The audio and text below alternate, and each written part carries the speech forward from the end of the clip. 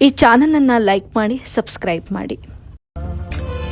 ಬಸವನಿನ್ನ ಸೇವೆ ಮಾಡುವ, ಬಸವನಿನ್ನ ಸೇವೆ ಮಾಡುವ ಮನವಯನಗೆ ನೀಡಯ್ಯ, ಮನವಯನಗೆ ನೀಡಯ್ಯ. ಅಥಣಿ ತಾಲೂಕಿನ ಮಹಾಪುರುಷ ವಚನಗಾರ ಬಸವೇಶ್ವರ ಅವರ ಜಯಂತಿ ಮಾಡಿಕೊಂಡು ಮಾನ ಮರ್ಯಾದೆ ಕಳೆದುಕೊಂಡ ನಾಗರಿಕರು. ಅಥಣಿ ಅಥಣಿ ಅಥಣಿ ಈ ಊರಿನ ಹೆಸರು ನೆನಪಿಗೆ ಬಂದರೆ ಸಾಕು, ಅನ್ನದಾತರು ನಡೆದಾಡುವ ಪುಣ್ಯಕ್ಷೇತ್ರ, ಮಹಾಪುರುಷನ ಕ್ಷೇತ್ರ, ದೇವಲೋಕ ನಡೆದಾಡಿಕೊಂಡ ಕ್ಷೇತ್ರ. ಹೀಗೆ ತನ್ನದೇ ಆದಂಥ ಹೆಸರನ್ನ ಮಾಡಿಕೊಂಡು ಪುಣ್ಯಕ್ಷೇತ್ರವಾಗಿ ಒಳಪಟ್ಟ ಕ್ಷೇತ್ರವೇ ಅಥಣಿ. ಇದೇ ಕ್ಷೇತ್ರದಲ್ಲಿ ಹಲವಾರು ಹಸುಗಳು ಇದ್ದು, ಈ ಹಸುವಿಗೆ ತಂದೆ ತಾಯಿ ಇಲ್ಲದೆ ಈಗ ಪರದೇಸಿ ಆದ ಉದಾಹರಣೆಗಳು ಎಷ್ಟೋ ಬಾರಿ ನಿಮ್ಮ ಮುಂದೆ ಬೆಳಕಿಗೆ ತಂದ ವರದಿಗಳು ತುಂಬಾನೇ ಇರುತ್ತವೆ. ಅದನ್ನ ಈ ನಾಗರಿಕರು ನೋಡಿಕೊಂಡು ಮೌನಕ್ಕೆ ಜಾರಿಕೊಂಡಿದ್ದಾರೋ ಇಲ್ವೋ, ಇವರಿಗೇನು ಮಾನ ಮರ್ಯಾದೆ ಇದೆಯಾ, ಏನು ಗುಜರಿ ಅಂಗಡಿಯಲ್ಲಿ ಮಾರಾಟ ಮಾಡಿಕೊಂಡಿದ್ದಾರೋ ಏನೋ ಅನ್ನೋದು ಯಕ್ಷ ಪ್ರಶ್ನೆಯಾಗಿದೆ. ಸುಮಾರು 100ರಿಂದ 100 ಹಸುಗಳು ಈ ಪುಣ್ಯಕ್ಷೇತ್ರದಲ್ಲಿ ರಸ್ತೆಯಲ್ಲಿ ವಾಸ ಮಾಡುತ್ತಾ ಇದ್ದ ಉದಾಹರಣೆಗಳು ಸಾಕಷ್ಟು ಬಾರಿ ನಾವು ನೋಡಿದ್ದೇವೆ ಮತ್ತು ನೋಡುತ್ತಾ ಬಂದಿರುತ್ತೇವೆ. ಹಾಗೆ ಎಷ್ಟೋ ಕದೀಮರು ಕೆಲವು ಹಸುಗಳನ್ನ ಕಸಾಯಿಖಾನೆಗೆ ಕಳುಹಿಸಿಕೊಟ್ಟ ಉದಾಹರಣೆಗಳು ತುಂಬಾನೇ ಇದ್ದಾವೆ. ಆ ಉದಾಹರಣೆಗಳನ್ನ ಸಮಯ ಬಂದಾಗ ನಾವು ನಿಮ್ಮ ಮುಂದೆ ತಿಳಿಸಿಕೊಡುತ್ತೇವೆ. ಅದು ಮಾತು ಹಾಗೇ ಇರಲಿ. ಇವತ್ತಿನ ದಿನಗಳಲ್ಲಿ ದಾನ ಧರ್ಮ ಮಾಡುವ ಧರ್ಮದ ಮಾತುಗಳನ್ನ ನೋಡಿಕೊಳ್ಳೋಣ ಬನ್ನಿ.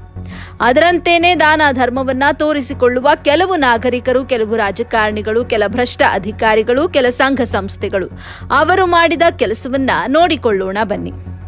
ಈ ರಾಜಕಾರಣಿಗಳು, ಕೆಲವು ಸಂಘ ಸಂಸ್ಥೆಗಳು, ಕೆಲವು ನಾಗರಿಕರು ಕಮರ್ಷಿಯಲ್ ಆಗಿ ತಮ್ಮ ಮಾಡಿಕೊಂಡಿದ್ದಾರೆ. ಇವರ ದಾನ ಧರ್ಮಗಳು ನ್ಯಾಷನಲ್ ಪತ್ರಿಕೆಗಳಲ್ಲಿ, ಸೋಷಿಯಲ್ ಮೀಡಿಯಾಗಳಲ್ಲಿ ಮಾತ್ರ ಸೀಮಿತವಾಗಿ ಒಳಪಟ್ಟಿರುತ್ತೆ.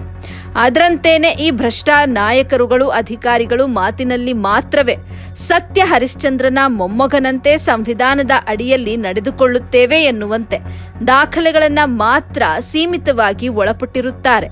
ಒಂದು ಬಾರಿ ಹಿಂದೆ ತಿರುಗಿ ನೋಡಿಕೊಂಡಾಗ ಇವರು ಮಾಡಿದ ಹಲ್ಕಟ್ಗಿರಿ ಕೆಲಸಗಳನ್ನ ನೋಡಿದ್ರೆ ಕೆಲವು ನಡೆದಾಡುವ ಹಂದಿಗೂ ಉರಿ ಬರೋದು ಖಚಿತ. ಇದು ಒಂದು ಗೋಳಾದ್ರೆ, ಭಗವದ್ಗೀತೆ ಆಧಾರದ ಮೇಲೆ ಕಾವಿ ಹಾಕಿಕೊಂಡು ಸಮಾಜಮುಖಿಗಳ ಕೆಲಸಗಳನ್ನ ಮಾಡುತ್ತಾ ಸಮಾಜದ ಜನರನ್ನ ಜಾಗೃತ ಮಾಡಿಕೊಳ್ಳಿ ಅಂತ ಭಗವದ್ಗೀತೆ ಹೇಳಿಕೊಂಡರೆ, ಇದರಲ್ಲಿ ಕೆಲ ಸ್ವಾಮೀಜಿಗಳು ತಿಂಡಿ ಹೆಚ್ಚಾಗಿ ಸೋಷಿಯಲ್ ಮೀಡಿಯಾದಲ್ಲಿ ಹೊರಗೆ ಬಂದ ಉದಾಹರಣೆಗಳು ತುಂಬಾನೇ ಇರುತ್ತವೆ. ಇವರಿಗೆ ಏನ್ ಹೇಳಬೇಕು ಅನ್ನೋದು ಮಾತು ಕೇಳಿ ಬಂದಿದೆ.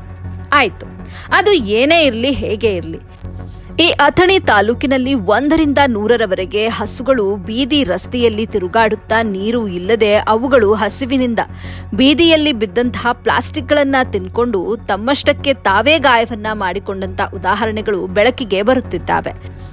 ಇದರ ಮೇಲೆ ಯಾಕೆ ಇದರ ಸಂಬಂಧಪಟ್ಟ ಅಧಿಕಾರಿಗಳು, ಕೆಲವು ಸಂಘ ಸಂಸ್ಥೆಗಳು, ಕೆಲವು ರಾಜಕಾರಣಿಗಳು ಹಿಂದೆ ತಿರುಗಿ ನೋಡುತ್ತಿಲ್ಲ ಎಂಬುದು ಜನರಲ್ಲಿ ಪ್ರಶ್ನೆ ಮೂಡಿದೆ. ಇದಕ್ಕೇನ ನಮ್ಮ ಬಸವೇಶ್ವರ ಅವರು 12ನೇ ಶತಮಾನಗಳ ಹಿಂದೆ ಸಮಾಜಕ್ಕಾಗಿ ಕ್ರಾಂತಿಯನ್ನ ಮಾಡಲು ಮುಂದಾದ್ರು. ಅದಕ್ಕೆ ಇಷ್ಟೇನಾ ನಾವು ಬೆಲೆ ಕೊಡೋದು, ಕೆಲವೊಂದು ಅನ್ನುವುದು ಮಾತು ಕೇಳಿ ಬರ್ತಿದೆ. ಈ ಸಂಪೂರ್ಣ ವಿಷಯವನ್ನ ನಾವು ನೋಡಿಕೊಂಡಾಗ ನನಗೊಂದು ಗಾದೆ ಮಾತು ನೆನಪಿಗೆ ಬರೋದು ಸತ್ಯ. ಅದು ಏನಂದ್ರೆ, ಕುರಾನ್ ಅನ್ನುವ ಬೈಬಲ್ನಲ್ಲಿ ಒಂದು ಗಾದೆ ಮಾತು ಉಲ್ಲೇಖ ಇರುತ್ತದೆ. ಅದೇನಂದ್ರೆ, ನನ್ನ ಮುಸ್ಲಿಂ ಧರ್ಮದ ಜನರು ನನ್ನ ಧರ್ಮದ ಕೆಲಸ ಮಾಡಿಕೊಳ್ಳಲಿಲ್ಲ ಅಂದರೆ ಅದರಿಂದ ನನಗೇನು ಅವಶ್ಯಕತೆ ಇರೋದಿಲ್ಲ. ನನ್ನ ಕೆಲಸ ಮಾಡುವವರು ನನಗೆ ಹಿಂದೂ ಧರ್ಮದ ಭಕ್ತಾದಿಗಳು ತುಂಬಾ ಇರುತ್ತಾರೆ. ಪುರಾಣದಲ್ಲಿ ಇರುವ ಈ ಉಲ್ಲೇಖವನ್ನ ನಾನು ನೋಡಿಕೊಂಡಿರುತ್ತೇನೆ ಮತ್ತು ಕೇಳಿಕೊಂಡಿದ್ದೇನೆ. ನಮ್ಮ ಲಿಂಗಾಯತ ಸಮಾಜದ ಬಸವೇಶ್ವರ ವಿಷಯ ನಮ್ಮ ಸಮಾಜಕ್ಕೆ ಸೀಮಿತವಾಗಿ ಇರುತ್ತದೆ ಅಂತ ಎಷ್ಟೋ ಬಾರಿ ಹೇಳಿಕೊಂಡು ಹೋರಾಟ ಮಾಡಿದ್ದಾರಲ್ವೋ.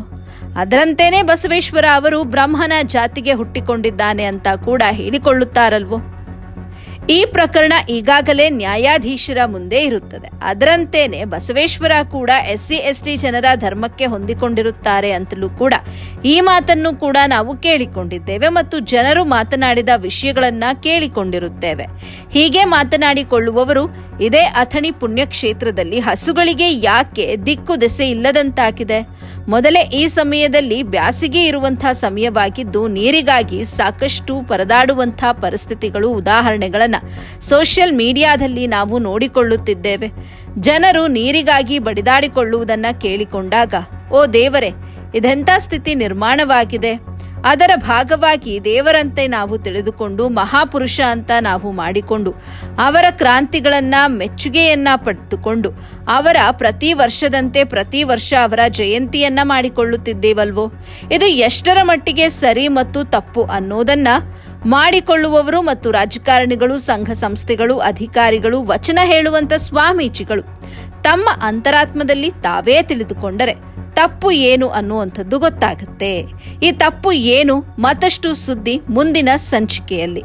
ಅಥಣಿ ಮತಕ್ಷೇತ್ರದಲ್ಲಿರುವ ಹಸುಗಳು ಹೇಗೆ ಕಸಾಯಿಖಾನೆಗೆ ಸಪ್ಲೈ ಆಗುತ್ತಿದ್ದಾವೆ ಅನ್ನುವುದು ಸಾಕ್ಷಿ ಮೂಲದಿಂದ ನಿಮ್ಮ ಮುಂದೆ ಇಡುತ್ತೇವೆ. ಇನ್ನು ಮುಂದಾದ್ರೂ ನಿಮಗೆ ಮಾನ ಮರ್ಯಾದೆ ಇದ್ರೆ ಇದಕ್ಕೊಂದು ಬೇಗ ದಾರಿಯನ್ನ ಮಾಡಿಕೊಂಡರೆ ಸಾಕು ಸ್ವಾಮಿ ಅನ್ನೋ ಮಾತುಗಳು ಕೂಡ ಕೇಳಿ ಬರುತ್ತಿವೆ. ಇದರ ಸಂಬಂಧಪಟ್ಟ ಅಧಿಕಾರಿಗಳು, ಕೆಲವು ನಾಗರಿಕರು ಬೇಗನೆ ಜಾಗೃತರಾಗಬೇಕು. ಮತ್ತಷ್ಟು ಸುದ್ದಿ ಮುಂದಿನ ಸಂಚಿಕೆಯಲ್ಲಿ ಕಾದು ನೋಡಿ.